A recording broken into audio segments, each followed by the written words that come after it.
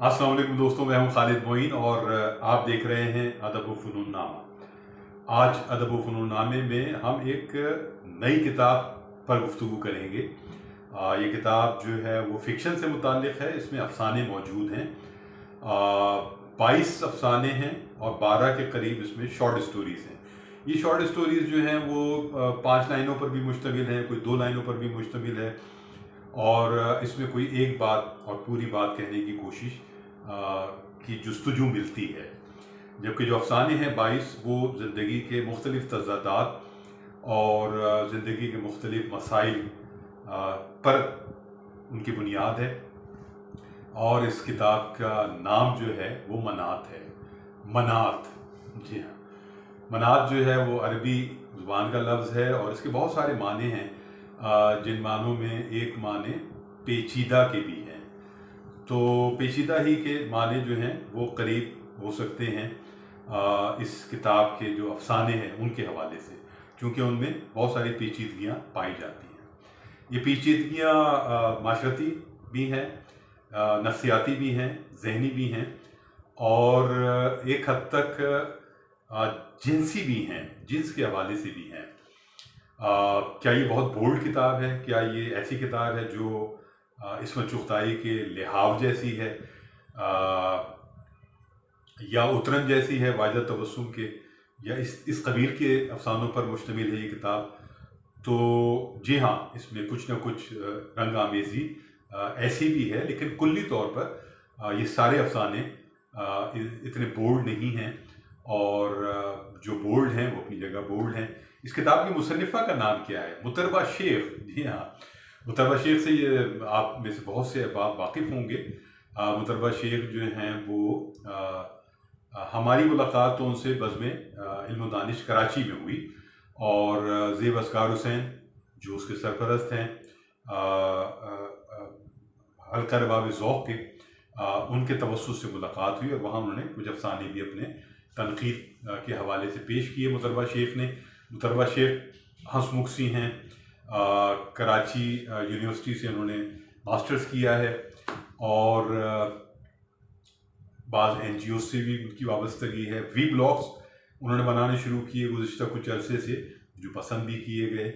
और मुतरबा अपने नाम की तरह उनकी आवाज़ में बड़ी खनक है और बहुत ज़िंदा दिल जो है वो हमारे ऐसी बासलाहियत लिखने वाली हैं जिनके इम्कानात वाज़ेह हैं और बहुत सारी तवक्कुआत उससे वाबस्ता की जा सकती हैं। तो ये पहली किताब है मनात और इस किताब की तकरीबन रनुमाई भी हुई आर्ट्स काउंसिल में हुई और फ़िक्शन कमेटी के ज़ेर एहतमाम हुई और इखलाक साहब ने उसकी सदारत की और तनवीर अंजुम साहिबा ने उसकी मेहमान खुसूसी बनी और बहुत अच्छी गुफ्तगू उन्होंने की। ज़ेब असगार साहब दूसरे मेहमान खुसूसी थे, उन्होंने भी बहुत फ़िक्र अंगेज़ गुफ्तगू की और कुछ और अहबाब थे, उन्होंने मैं भी शरीक हुआ उसमें और मेरा काम जो है निज़ामतकारी से मुताल्लिक़ रहा। तो वो एक अच्छी तकरीब थी। नगमाना शेख भी उसमें मौजूद थी और रहमान निशात भी सीनियर अफ़साने निगार वो भी मौजूद थे। तो लोगों ने बहुत अच्छी गुफ्तगू की और बाज़ लोगों ने एक बड़ेपन के साथ भी गुफ्तगू की, समझाया बुझाया भी, कुछ रहनुमाई भी की और तारीफ़ें भी हुई और बातें भी हुई। तो ये किताब है जो मैं आपको दिखाना चाहता हूँ। मनात जो है ये किताब है और ये टाइटल आप उसका देख रहे हैं और ये बैक साइड है उसकी। ये मुतरबा शेख हैं और इसमें दो राय हैं। एक बैक फ्लैप है इकबाल खुर्शीद का, जो बहुत अच्छे अफसाना निगार हैं, नए लोगों में एक अहम इजाफा हैं, बहुत ज़बरदस्त सहाफ़ी भी हैं, इजरा से मुताल्लिक़ हैं, आजकल तो शायद मुदीर वही हैं, वरना एहसन सलीम के साथ भी उन्होंने खासी काविशें की। एयाज़ महमूद साहब भी उसके सरपरस्तों में से हैं इजरा के, और बहुत से लोग हैं उससे वाबस्ता। दूसरा जो फ्लैप है वो है ज़ेब असगार हुसैन साहब का। ज़ेब साहब का जो फ्लैप है बहुत अहम है और वो लिखते हैं कि मुतरबा शेख के अफसाने जुर्रत इजहार के बामानी नमूने हैं। मैं ये आसानी से कह सकता हूँ कि वो नए अफसाना निगारों में एक अहम और मजबूत इजाफा हैं। उनके अफसानों में इजहार की तवानाई है, मुतरबा इन अफसानों में शामिल नहीं। जो महज उन अफसाना निगारों में शामिल नहीं जो क्लीशे और मैकेनिकी अंदाज इख्तियार करते हैं, कुछ इसी तरह की बात है। और दरअसल नयापन जहनी अप्रोच और माइंड सेट से पैदा होता है। ये बहुत अहम बात की है ज़ेब साहब ने कि नयापन जो है वो माइंड सेट से पैदा होता है और माइंड सेट के अलावा जहनी अप्रोच से पैदा होता है। तो बहुत सारे लोग जो हैं वो नएपन के चक्कर में बहुत सारे धमाके करने लगते हैं और उल्टे खड़े होने की कोशिश करते हैं, लेकिन ये बहुत अहम बात है कि आपकी जहनी अप्रोच और माइंड सेट जैसा होगा उससे वो नयापन निकलेगा। और नए लिखने वालों से हम तवक्को करते हैं कि वो एक ताजगी उनके तहरीरों में होगी, अफसानों में होगी, अगर शायरी में होगी, अगर वो मुसव्विर हैं तो मुसव्वरी में होगी, अगर वो नाविल हैं तो नाविल में होगी। और इकबाल खुर्शीद ने भी एक अच्छी बात की कि इकबाल खुर्शीद कहते हैं कि ये किताब तुम इस घर की मलका हो, तुमने इसका नाम मेहंदी से रचाया और थाम कर कहा, दोनों ने एक साथ नए घर में कदम रखा। वो मुस्कुराई और अगले ही दिन उस मलका को इदराक हुआ कि वो सल्तनत नहीं जहां मलका होती है, यानी वो सल्तनत नहीं। तो ये एक अफसाने का टुकड़ा उन्होंने दिया।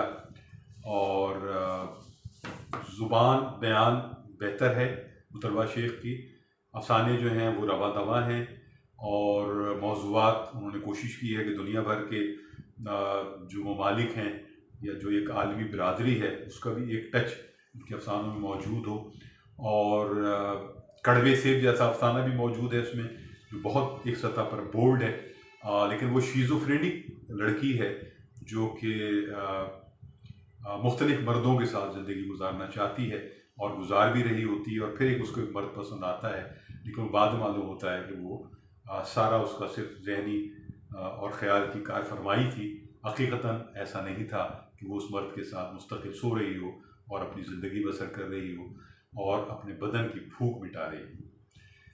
तो इस तरह की बातें भी हैं और तारीख़ी हवाले भी इन अफसानों में मौजूद हैं और इम्कानात मौजूद हैं। तो मुतरबा शेख के लिए मेरी जानिब से बहुत दाद और ये तवक्को है कि वो बढ़ती रहेंगी, इसी तरह पढ़ती रहेंगी, रियाजत करती रहेंगी, मुशाहिदा करती रहेंगी और लिखती रहेंगी और इसी तरह वो आगे तरक्की करती रहेंगी। खालिद मोइन को यहाँ इजाज़त दीजिए।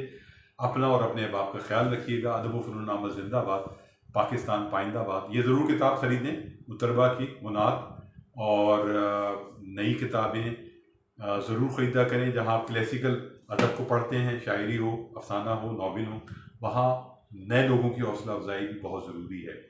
और मुतरबा शेख ऐसे ताज़ाकार ख़वातीन में नौजवानों में शामिल हैं जिनकी पज़ीराई होनी चाहिए।